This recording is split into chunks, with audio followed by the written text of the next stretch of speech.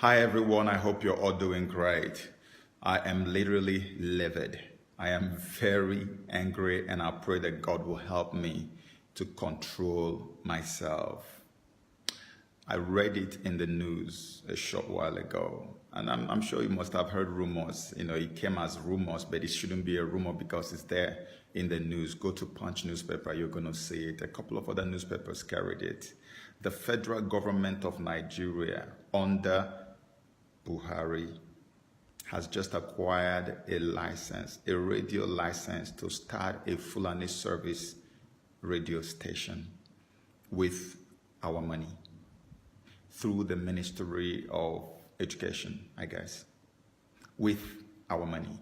They have just acquired the license and they are setting up a Fulani radio station with our money.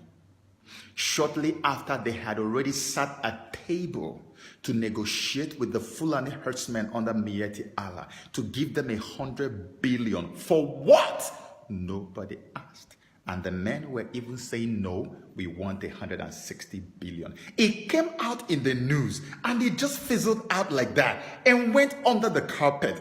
Our money from the Niger Delta region, from the east, from everywhere, our money that our own people cannot get access to is being doled out to Fulani people. The same people who are killing us every day. I remember when Radio Biafra, when Buhari came to power, one of the first things he decided to attack was Radio Biafra. He and his colonial masters were ready to destroy Radio Biafra. They were looking for how to jam the frequency and do all kinds of stuff. They say, no, they cannot do it. It's a terrorist organization. Now, listen, Fulani herdsmen have been declared the third most dangerous, most wicked, most deadly terrorist organization in the world. Nigerian government has not as yet even proscribed them. Rather, they are sitting at table with them to negotiate with them and give them our money. And nobody's talking. Nobody's saying anything. They have all their rifles, their ammunition moving around. And suddenly, Obasanjo shows up and says, hey, these guys are serious. They want Islam. Boom! The Fulani herdsmen probably sent a message to Buhari, and the next thing he signed executive order. Every gun license revoked. So the citizens who cannot be defended by the security operatives, even in a situation, in a nation where hunters are now being used to go and push back terrorists, you are telling us you are revoking gun license. On top of that, you are buying a radio license for the same Fulani people whom we know you will never ever disarm. So my question is this.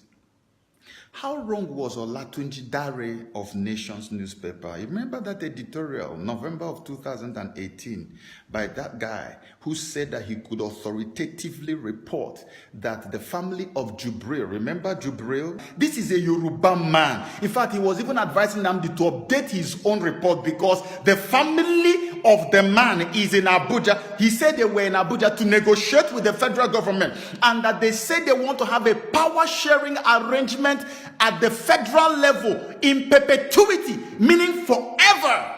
In other words, they will permanently become power brokers in Nigeria. Foreigners.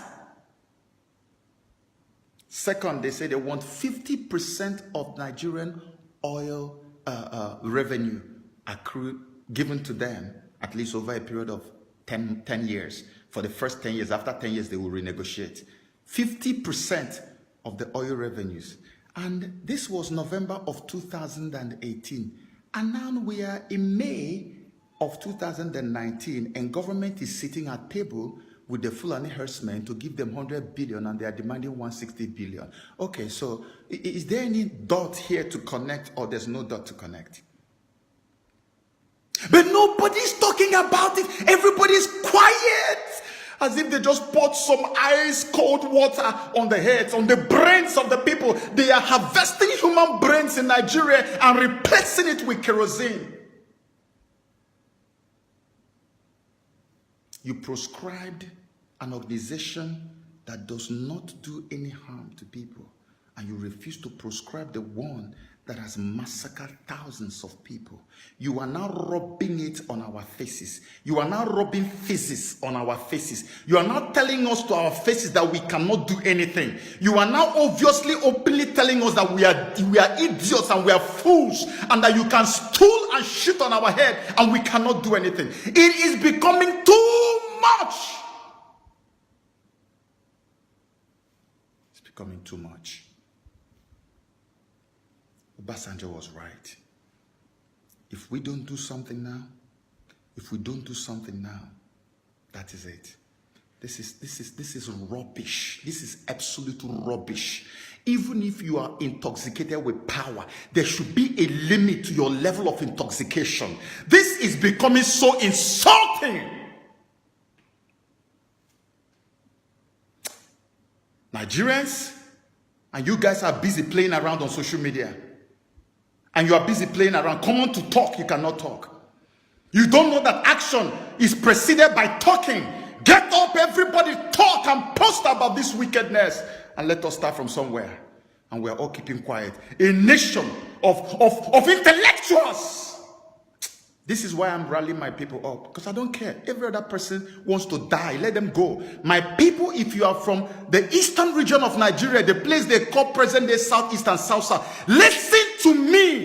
It is our time to go home. Every element of disunity amongst us, let it die.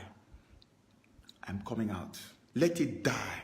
We will make sure that our people are brought together, so that we can take back our destiny. These bloodsuckers don't give a damn.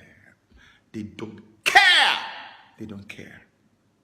They don't care. They want us. We will not take it. God bless you.